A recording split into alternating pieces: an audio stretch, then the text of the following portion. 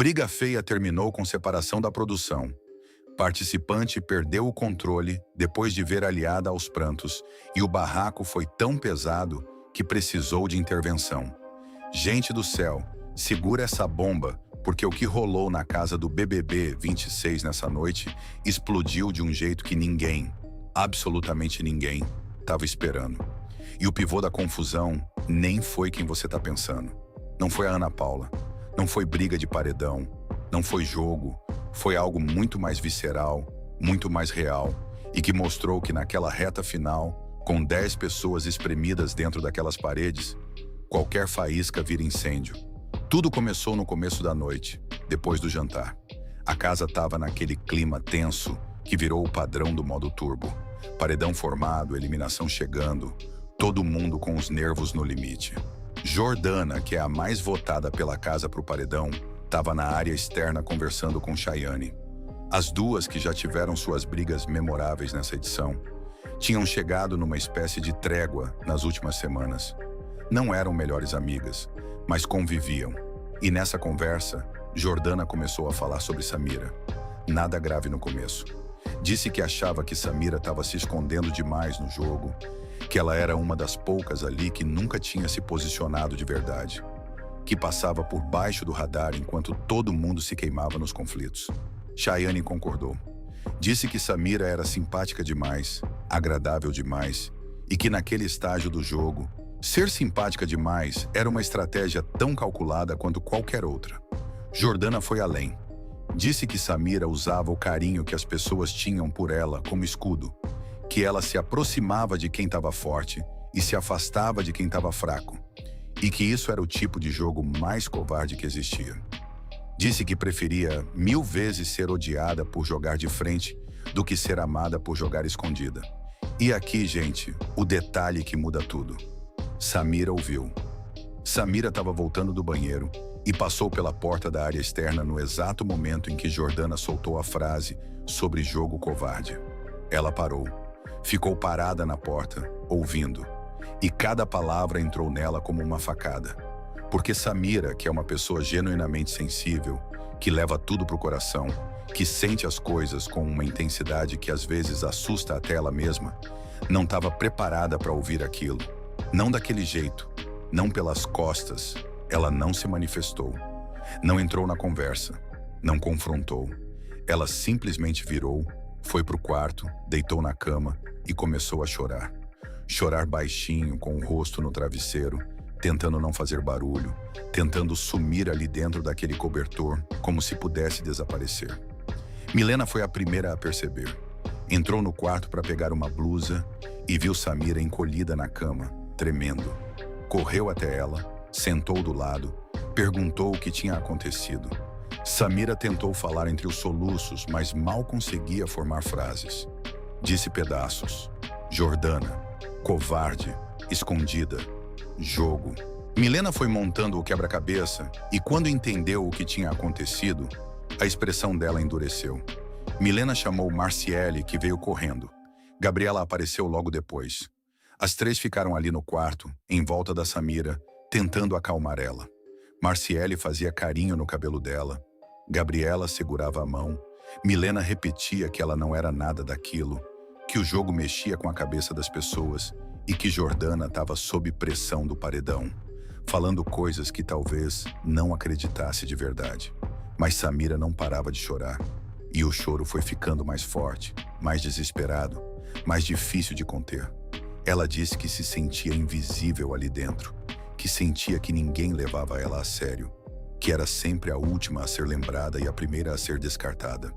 E que ouvir isso da Jordana, que ela considerava uma colega de jogo, tinha destruído o pouco de autoestima que ela ainda tinha no confinamento. E foi nesse exato momento que Boneco passou pelo quarto. Boneco ouviu o choro antes de ver a cena. Ele parou na porta, viu Samira aos prantos, viu as meninas em volta tentando consolar e perguntou o que tinha acontecido.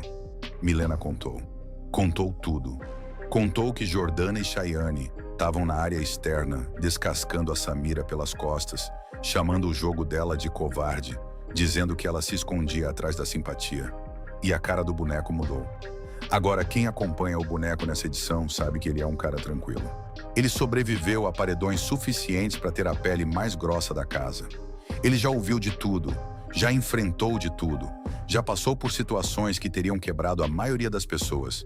Mas tem uma coisa que mexe com o boneco de um jeito diferente. Ver alguém que ele gosta sofrer. Ele não suporta. É o gatilho dele. E Samira, gente. Samira era uma das pessoas mais próximas dele ali dentro. Dos poucos vínculos genuínos que ele tinha naquela casa. Boneco saiu do quarto andando rápido. As passadas dele eram largas, pesadas, determinadas. Milena tentou segurar ele pelo braço. Ele soltou gentilmente, mas com firmeza, e disse que precisava resolver aquilo.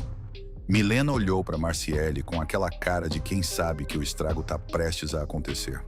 Ele cruzou a sala, passou pela cozinha, abriu a porta da área externa e encontrou Jordana e Chayane exatamente onde Milena disse que estariam, sentadas, conversando, sem a menor ideia do vulcão que estava prestes a entrar em erupção na frente delas. Boneco parou a 2 metros de distância e a primeira coisa que saiu da boca dele foi o nome da Jordana. Só o nome. Mas o tom com que ele disse aquele nome fez Chayane levantar da cadeira instintivamente. Jordana olhou para ele sem entender. E Boneco soltou tudo. Disse que tinha acabado de sair do quarto onde Samira estava destruída por causa das coisas que Jordana tinha dito sobre ela. Que Samira estava chorando tanto que mal conseguia respirar. Que ele não ia ficar quieto vendo uma pessoa ser dilacerada pelas costas por alguém que não tinha nem a coragem de falar na cara. Jordana se levantou. Disse que ela não falou nada que fosse mentira, que estava dando a opinião dela sobre o jogo de cada um, que aquilo era Big Brother e não colônia de férias, e que se Samira não aguentava ouvir a verdade, o problema não era de quem falava. Boneco deu um passo para frente. A veia do pescoço dele estava saltada. Ele disse que uma coisa era dar opinião, outra coisa era assassinar o caráter de alguém na calada da noite com plateia para rir junto. Disse que Jordana era forte para bater, mas fraca para aguentar quando batiam nela, que ela fazia exatamente o que acusava os outros de fazer, e que a Samira tinha mais dignidade num choro do que Jordana tinha em todas as provas que ganhou na edição inteira. Jordana explodiu. Disse que Boneco estava sendo machista, que estava querendo proteger a Samira como se ela fosse uma boneca de porcelana, que Samira era uma mulher adulta capaz de se defender sozinha e que ele não tinha direito de vir ali peitar ela por causa de uma conversa que ele nem ouviu inteira. Boneco respondeu que machista era quem usava esse tipo de argumento para desviar do ponto, que ele estaria ali do mesmo jeito se fosse qualquer pessoa chorando daquele jeito, naquele quarto, homem ou mulher, e que Jordana podia inventar o rótulo que quisesse. Mas o fato era que ela tinha feito uma pessoa chorar pelas costas e agora não queria assumir a responsabilidade. O volume subiu. Os dois estavam a menos de 1 metro de distância, gritando, os dedos apontando, as veias saltando. Chayane tentou se meter no meio, pediu calma, disse que a conversa não era para tanto. Boneco virou para ela e disse que ela era tão responsável quanto Jordana, que estava ali concordando com tudo, alimentando a crítica e que não se fizesse de inocente agora que o barraco estourou. Chayane recuou, visivelmente atingida. Juliano, que ouviu a gritaria de dentro da casa, apareceu na porta da área externa com a cara assustada. Solange veio logo atrás. Ana Paula, no quarto do líder, não apareceu. Mas quem estava no pay-per-view viu ela sentada na cama, ouvindo tudo com a porta entreaberta, sem se manifestar. Jordana disse que Boneco estava fazendo showzinho, que ele adorava se colocar como defensor dos fracos e oprimidos porque era o personagem dele no jogo, que ele fazia isso desde o começo da edição e que o público via através da máscara dele. Boneco respondeu que pelo menos ele tinha máscara para tirar, porque Jordana não tinha camada nenhuma. Era rasa assim mesmo, de frente e de costas. E aí Jordana avançou um passo. Boneco avançou um passo. Os dois ficaram frente a frente, centímetros de distância, os rostos quase se tocando, gritando um na cara do outro. Juliano entrou no meio. Se colocou fisicamente entre os dois com um braço em cada peito, empurrando levemente os dois para trás. Pediu pelo amor de Deus que os dois parassem, que não valia a pena, que ninguém ali queria ver mais uma expulsão.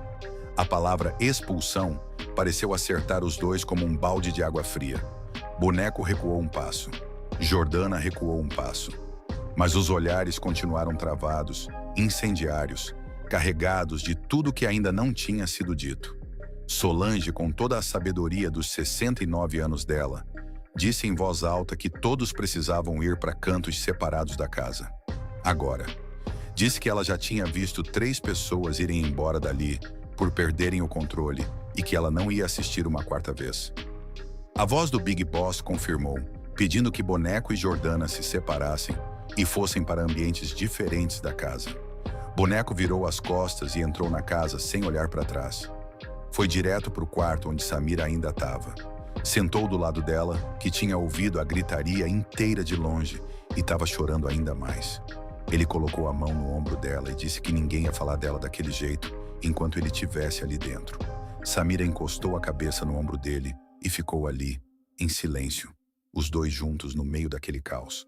Jordana ficou na área externa, sozinha. Chayane tinha ido embora durante a discussão e não voltou.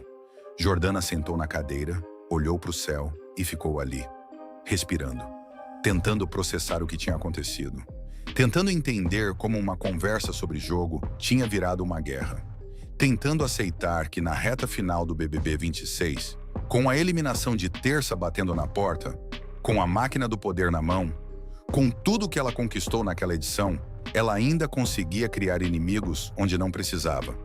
Milena, no corredor entre o quarto e a sala, ficou parada num limbo, dividida entre ir consolar Samira, ir falar com Jordana ou simplesmente sumir. Optou por ficar ali, no corredor, sozinha com os próprios pensamentos, ouvindo o eco daquela briga reverberar nas paredes de uma casa que já tinha visto coisas demais. Gabriela e Marciele ficaram juntas na cozinha, sentadas no chão, encostadas na bancada, falando baixinho sobre como aquele lugar mudava as pessoas, sobre como alguém podia entrar ali sendo uma pessoa e sair sendo outra completamente diferente, e sobre como, no fim das contas, o Big Brother não era um jogo sobre ganhar 544 mil reais, era um jogo sobre sobreviver a si mesmo. E naquela casa, naquela noite, com o top 10 se despedaçando em frente às câmeras do Brasil inteiro, uma coisa ficou muito clara. A reta final do BBB 26 não ia ser decidida por provas, por líderes, por anjos ou por paredões. Ia ser decidida por quem aguentasse ficar de pé quando tudo em volta estivesse desmoronando.